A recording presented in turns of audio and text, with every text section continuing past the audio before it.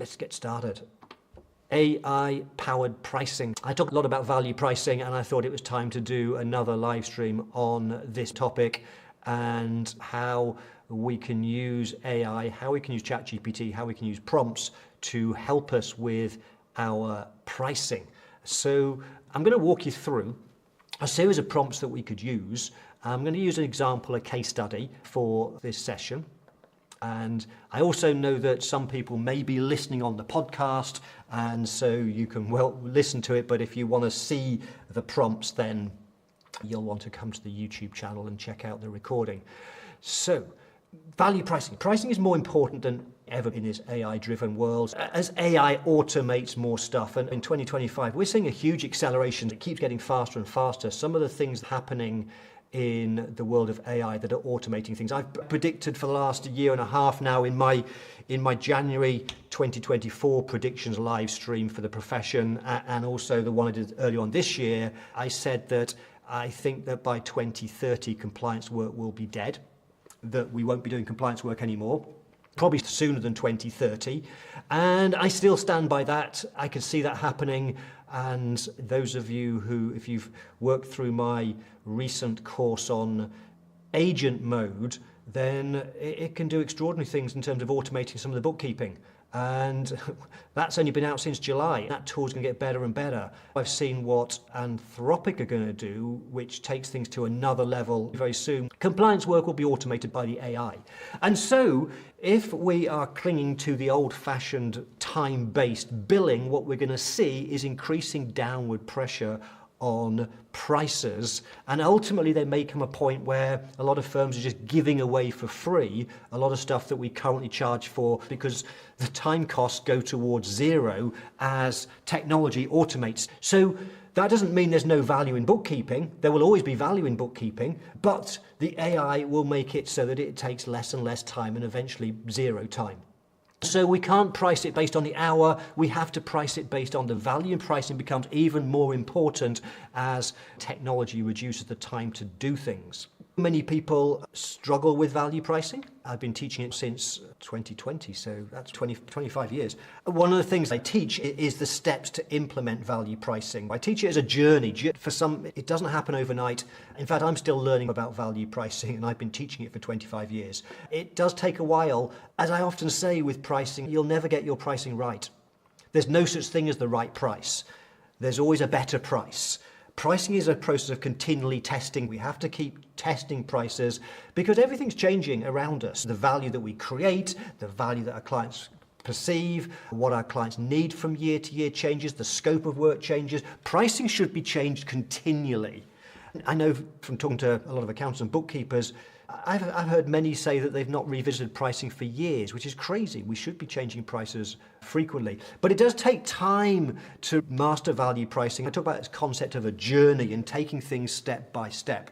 The good news is that AI can do some extraordinary things to make it much easier to implement into our business pricing systems, value pricing systems. So I'm going to share with you some prompts for doing this. The first thing I talk about if you want to start value pricing is if you want to make more money with value pricing, we want to create more value. The first thing we have to do is make what we do more valuable to the customer. If we can create more value, then we can charge higher prices. As long as we communicate that and the customer understands the value, they will pay higher prices. That's really the first step. We want to create more value across every service that you offer, whether it's bookkeeping, tax returns, accounts preparation, payroll, business strategy, whatever it might well be, you should always be looking to create more value. And this should become an annual thing.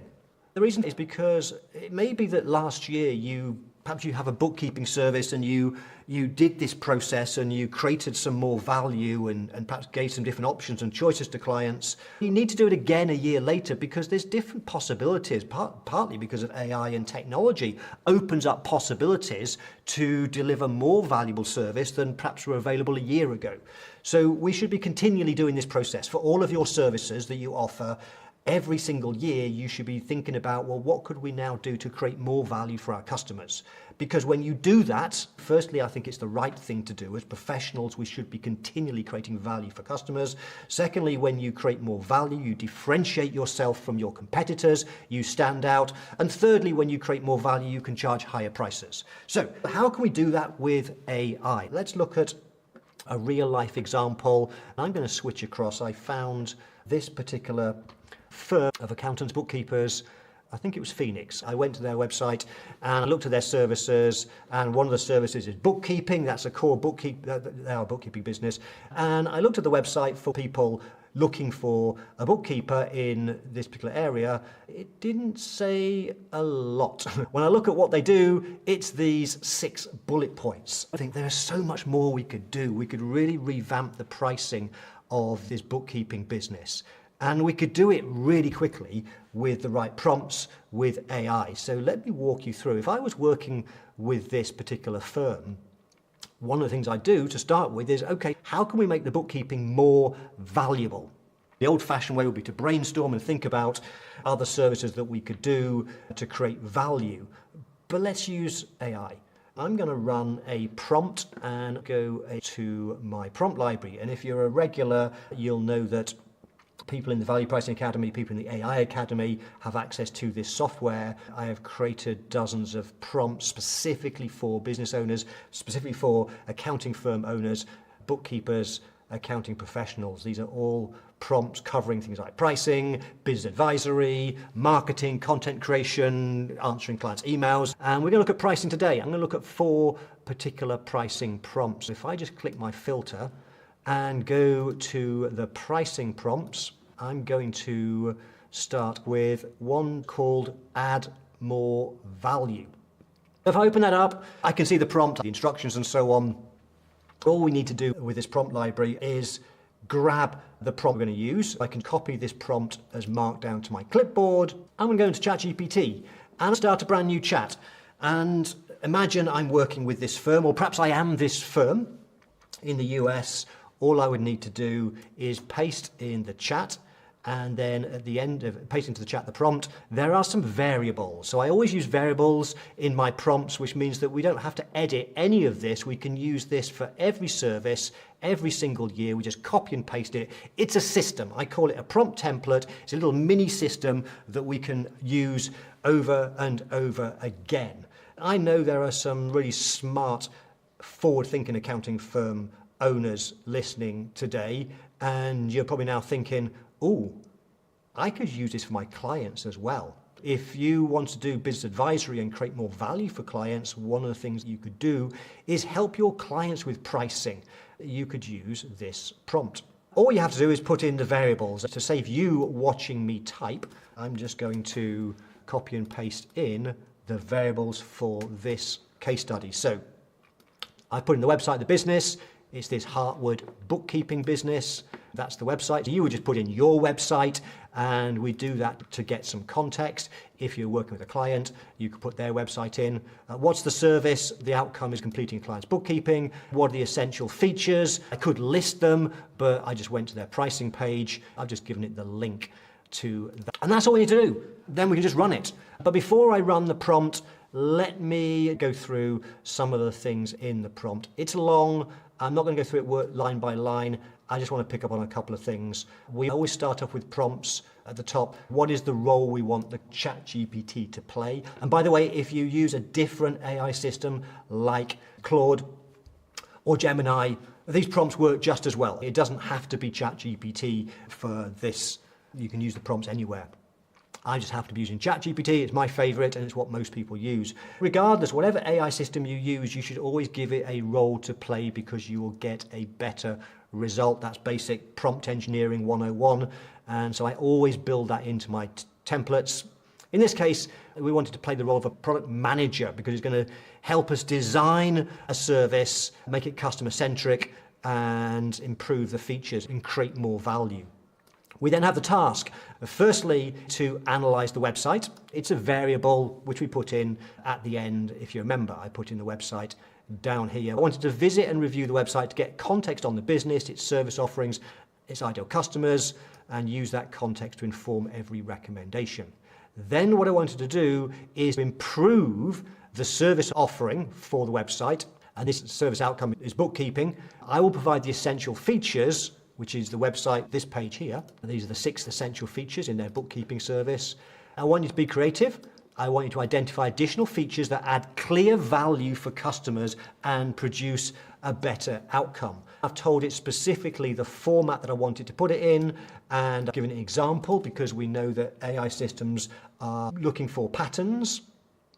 I've got a few guidelines. I want to make sure it doesn't repeat the things that are already being done. The existing features of the service, that's the things they list on their website, these 6 things. Don't repeat those. I want additional things to add value. I want a numbered list, and I want them to be short and specific. I want it to base its recommendations on what it learns from the website, in other words, what it knows about the business, and also prioritize features that are easy to implement and clearly improve customer outcomes. And then what I've done is I've given it a whole bunch of examples. Large language models look for patterns when you are building your prompts.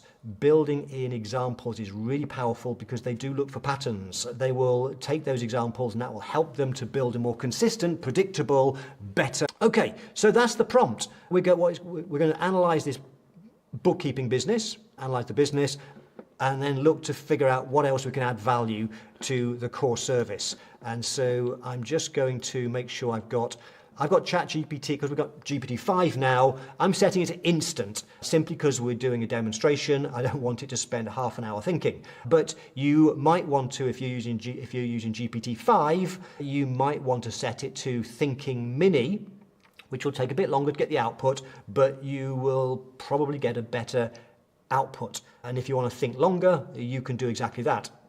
Or of course you might decide you want to use the old legacy models. Perhaps you prefer the old GPT-4, and so you've got access to those as well if you've turned the setting on inside settings. So anyway, I'm going with instant because I want a fairly quick answer. So let's go with this, and it's going to take a little while because it's going to be reading the website of this bookkeeping business and analyzing. You can see it's saying now, it's searching the web. It's pretty much, here it goes. It's coming out with the answer. Let's see when it's going to come up with. This is interesting. Okay, let's go through a few of them. I won't read them all out. It's suggesting what this business can do. So it currently does transaction entry, reconciliation of bank accounts, credit cards, monthly accruals, etc. The usual sort of bookkeeping stuff. It's suggesting that we could add value to this bookkeeping service with a real-time business health dashboard. So we build a live dashboard. Clients can log into any time, showing key metrics, etc. We could offer quarterly strategic check-ins. We could build in some forecasting and cash flow modeling. We could have alerts and threshold notifications. So in other words, it says we'll configure automated alerts. For example, when cash drops below a threshold, when receivables age beyond a certain number of days. That's debtors if you're in the UK. That's all interesting stuff. I like that. Cleanup sprint for legacy data, process and workflow mapping, client education and training library, monthly summary. I like these. There's 10 ideas. I think these are really good ideas. So what you would then do is have a look through that and decide which ones you like. Which of those do you think you could build into your service? That's the first step. That's the first thing that I always recommend when you're looking to build a pricing system for one of your services. Think about how else can we create more value? How can we make it a more valuable service to our clients? How can we make it more different to what other bookkeepers are doing, what the other accountants are doing? How can we differentiate through what we do? We have to recognize, though, that not everybody is the same. Everybody values things differently, and when you are meeting a potential client or even existing client, we don't know to what extent they value things. At the end of the day, as my friend Ron Baker says, value is in the hearts and minds of customers. Only the customer can determine value. It's not for us to say that everything on that list is valuable to every single client. Some clients might really value a dashboard, some might not. We don't know.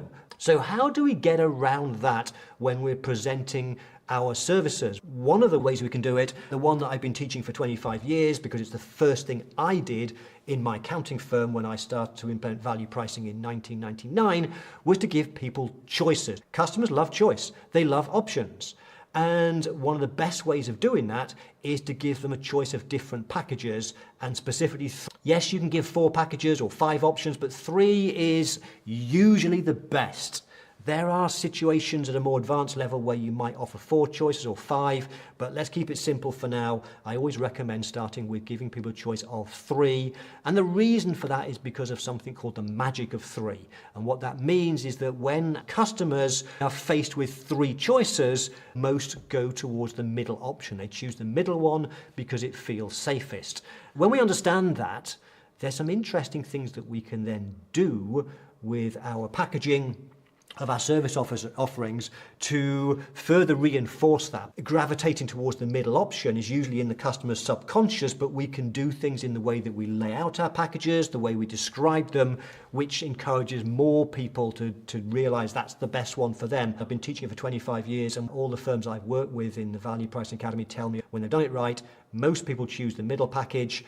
And if you do it right, you should find more people choose the most expensive one than the least expensive. So that's what I call menu pricing. I've been calling it menu pricing for 25 years. It's what I teach, and it's really powerful. So we have this long list of things that we've created now of an enhanced bookkeeping service that consists of foundational stuff like transaction entry, reconciliations, and so on. But also now we've got this list of other things that we could now build in. And so what we want to do is, because everybody values things differently, we want to create 3 different packages, 3 packages. And at the cheapest end, it would be the essential stuff, probably these things here. These would be the things that everybody needs. And some clients might only value those things, but there will be others that see some value in some of these other things. Let's build some packages which are more valuable, which include some additional ways to add value. And you could do this yourself, but why not use AI to help you get started? So we're going to use another prompt. I'm just going to close this one and use one called Package Builder. If I open up Package Builder, we're going to copy this to clipboard. We're going to go to ChatGPT, do Control V and paste it in. Let me just move this out of the way. And at the end, I just need to put in the variables. So let me do that first, because sometimes I forget, sometimes I run these prompts and forget to actually put in the variables at the end. So let me just put this in here. Control C, Control V. Okay, I'll come back and explain these in a short while. And I do need to add some more things as well. Let's go to the top of the prompt again. What does this one do? This time it's acting as a pricing consultant, specializing in value-based pricing with expertise in tiered pricing structures. It's going to get a detailed list of features for a service, and it's going to create a number of packages. It's going to be 3 in this case because that's the variable I've set. I made that a variable because you might want to create 4 packages or 2 packages or 5 if you wanted to. I don't recommend that, but I always recommend start with 3. And then I've given it some rules, or some rules to follow. So it's going to identify for each of the packages. I wanted to think about a customer avatar and primary outcome they want.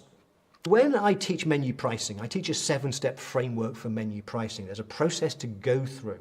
And one of the most important things to do, which is step 2, is having decided how many packages, let's say 3, before we start building out our packages, it's really important to understand our customers and the different types of customers and what's important to them, their characteristics, their wants, and so on. Because different people will buy different types of stuff. And what we want to do is make sure that as we build out our packages, think of it as bronze, silver, gold. As we build out the bronze, silver, gold, we want to make sure that each of those packages speak to a particular category of client. If we don't do that, if we just build random packages, and if none of those packages meet the specific needs and wants of a particular client, then they won't buy. So that means we have to start thinking about, and we're talking about bookkeeping here, if we were to segment our customer base into 3 different types of customer and their characteristics, their wants, and so on, what would they be? And only when we've done that can we really start to build packages properly. Because once we know what a different group of clients might value and want in a package, we know what to put in the package. So that's why step one of the prompt is to identify, in this case for 3 packages, who might be the likely customer avatars and their primary wants. Then in step 2, it's going to build out 3 packages by allocating the features to the most suitable package based on the avatar. And then it specifies to use the template below. So I then have a template. When I create prompts, and these standard template prompts, these little mini systems, as well as examples, it's always a good idea to put templates in there. If you have a template in your prompt, the large language model will follow that template and give you a more predictable output response in the format that you want. So you get predictability, you get consistency, you get a better result. I've just given it a template here as to how I want it to lay out the output. I've specified some examples. That's why a lot of my prompts are very long. Don't be scared by the prompts. Some of the prompts are long because I spend time crafting templates and examples to create consistency. Okay, so in this case, we've got number of tiers.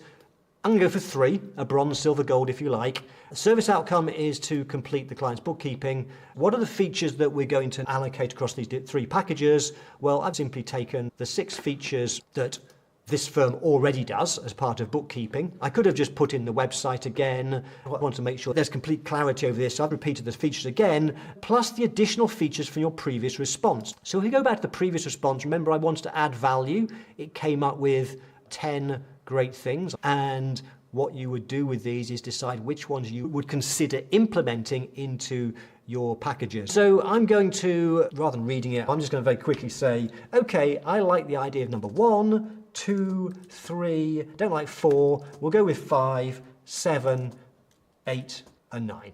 So we've got 1, 2, 3, 4, 7 things there plus the 16 originally. Okay, so I'm just saying here, these are the things that we do right now, and these 7 things here we'd also like to do and build into our packages. So let's come up with something as a starting point for us. Here we go. Okay, that was fairly quick, but that's because we set it on ChatGPT 5 instant. You could always go a bit slower if you wanted to think deeper. So here we go, packages for a service that completes a client's bookkeeping. And the first step was to look at the customer avatar. So it's suggesting that our first package, our bronze if you like, or essential, might be called Compliance Keeper. And the avatar for this, the most likely customer for our basic bookkeeping, might well be a solo entrepreneur and small business owner who just needs their books up to date and tax filing and compliance. And their desired outcome is accurate, compliant books, ready for tax season with minimal fuss. Important factors: affordability, reliability, accuracy, and time saving. So think about your customer base. Does that sound like a fairly sizable proportion of your customers? And if the answer is yes, then that's probably a really good little avatar for one of your packages. Okay, package number 2. This is growth, the business builder. The avatar here is a small but growing business that wants more than compliance. They want visibility into performance and smarter decisions for their numbers. Desired outcome: clear financial insight to support better management and growth decisions. They want accuracy, insights, and proactive reporting. So do you have clients that want to grow, that want proactive support and help with building their business? Yes, and if so, that's probably a pretty good avatar. And then number 3 is for premium, is the strategic partner. So this might be established or scaling businesses that view bookkeeping as a strategic function. They want integrated reporting, analysis, and guidance to drive profitability and efficiency. The outcome they want is bookkeeping that fuels business strategy, cash flow forecasting, and long-term growth. They value proactive analysis, personal support, real-time data, and premium insights. Do you have clients that would fit? And if so, great. That would be a great avatar and a great way of building a package. It's going to assume the answer to that is yes, that those are 3 good avatars. And so it's now going to build out the packages. Of course, you might want to go back and change this. You might want to say, actually, I don't agree with that. Can we change that? And then it'll rerun the prompt. That's fine. Usually, ChatGPT and other LLMs are pretty good when it comes to building out customer avatars, both for pricing and marketing. So it's going to come up with some suggested packages. We've got our essential one, and it's suggesting a name of the compliance keeper. This package is for small business owners and sole traders who simply want their books done accurately and on time. It ensures complete compliant bookkeeping without unnecessary extras. It's then listing the features, and probably no surprise, I think that's actually the features that this business has. Yep. So I'd agree, that's what I'd have done anyway. They are essential features to put in the entry-level package. If I was advising this firm, the advantage of doing this approach, I'm going to assume from their website, they only offer one package. And the problem with one package is you're missing out on the opportunity for customers to pay a premium price. Some customers will pay more when they understand they're getting more. There's a huge opportunity for this firm. I don't know who they are. I just found them on the website. So they could then offer this package, which is for growing businesses who want more insight and control. It includes everything in the essential package, plus additional tools and reviews to turn bookkeeping data into business intelligence. And so it suggests it will add in these additional 4 features. Remember from the first prompt, which came up with ways to add more value, it's suggesting that we should build in the real-time business health dashboard, the quarterly strategic check-ins, the client education and training library, and the what changed monthly summary. I think that sounds pretty good to me. And then finally, package number 3, it's suggesting that for the strategic partner, we might build in forecasting and cash flow modeling, cleanup sprint for legacy data, integration, health monitoring. And forecasting and cash flow modeling, I would agree with that one. And that third one as well, I think would be a good one to build in at the top package. This prompt then builds out your packages. So we can now go further. And those of you that are in the Value Pricing Academy that understand the 7-step framework I teach, we could run more prompts to go deeper on this, because we've got some reasonably good descriptions here. But with value pricing, the most important thing is communication. It's how we communicate to clients. Words are so important, and having good quality descriptions with the right words are really powerful. If you want to put your packages on a website, for example, I've seen some people put their packages there and it's full of all these tables of ticks. They're really complicated tables. And if you put something complicated on your website, you just confuse people. So by all means, put your packages on there, but keep it simple. The real focus is the value to the customer.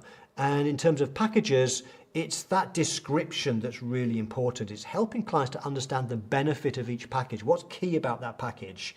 Yes, you can put loads of items with ticks and crosses, but if you put too much, it just confuses people. Save that for the conversation you have, the face-to-face conversation, the Zoom meeting. Words are really important.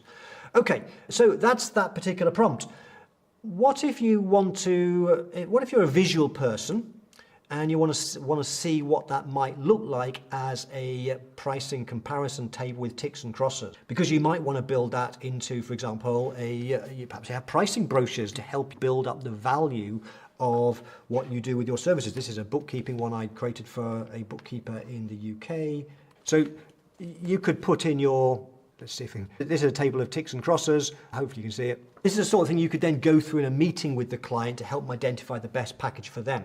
So what if you want to build what we've just done into a first draft really quickly? I'm just going to go back to the prompt library and run another prompt.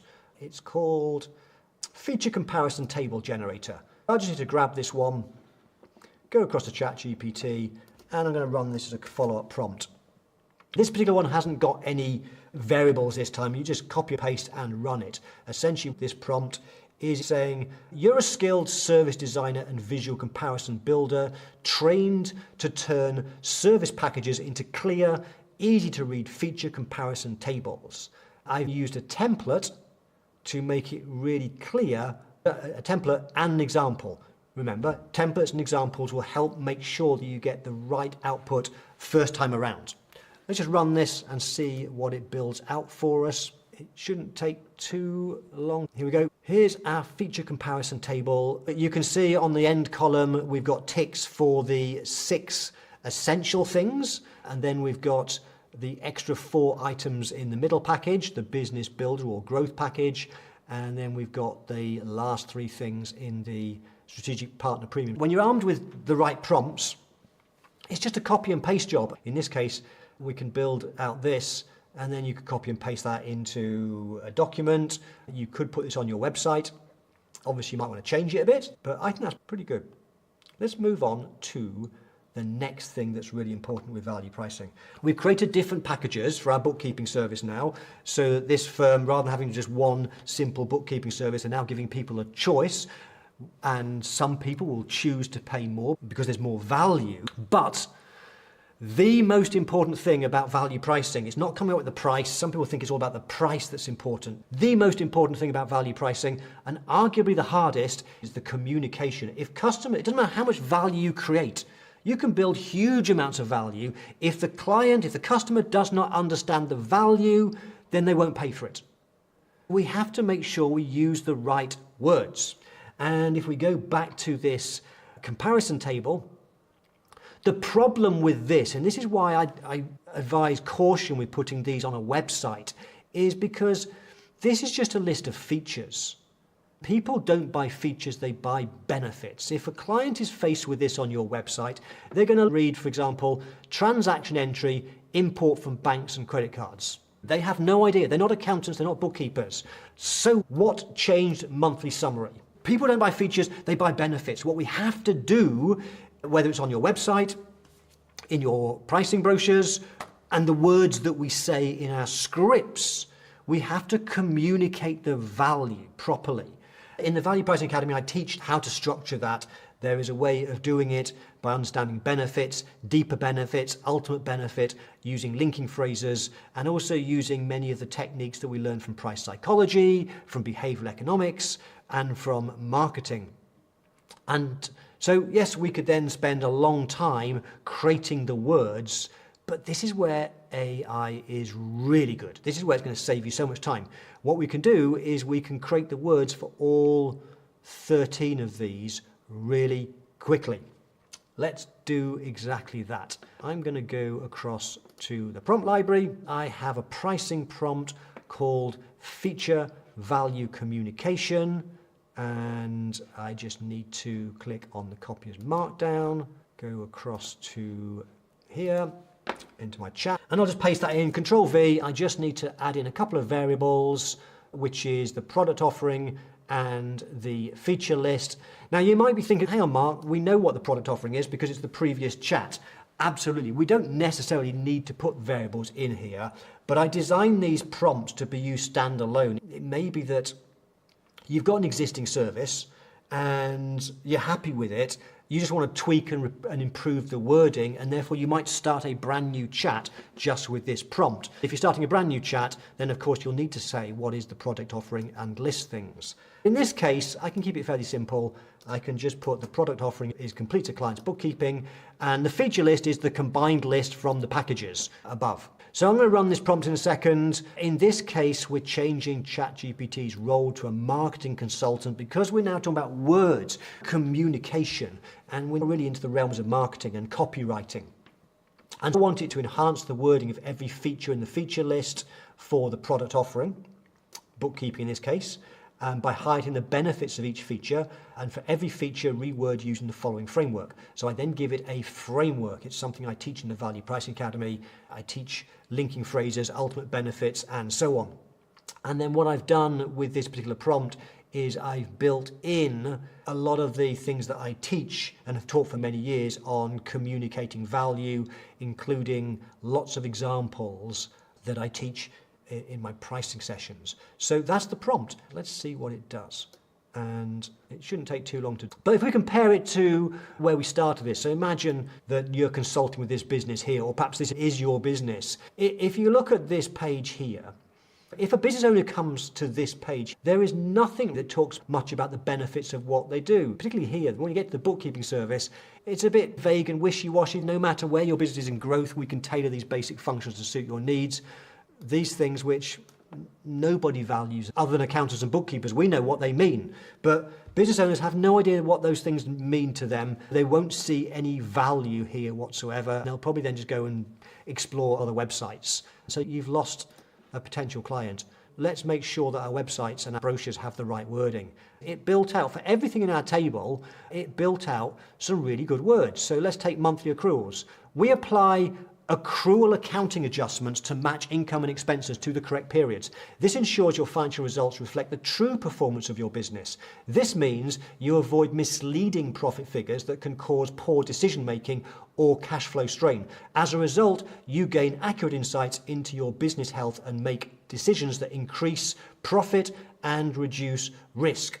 If I was a business owner, I'd say that makes sense. I want accurate insights, I want to increase profit, and I want to reduce risk. I can now see value of monthly accruals.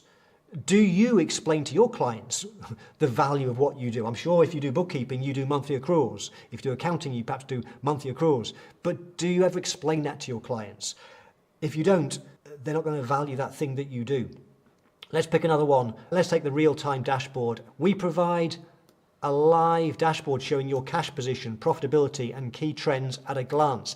This means you no longer wait for month-end reports to understand your numbers. As a result, you can make faster, smarter decisions that improve cash flow and boost profit.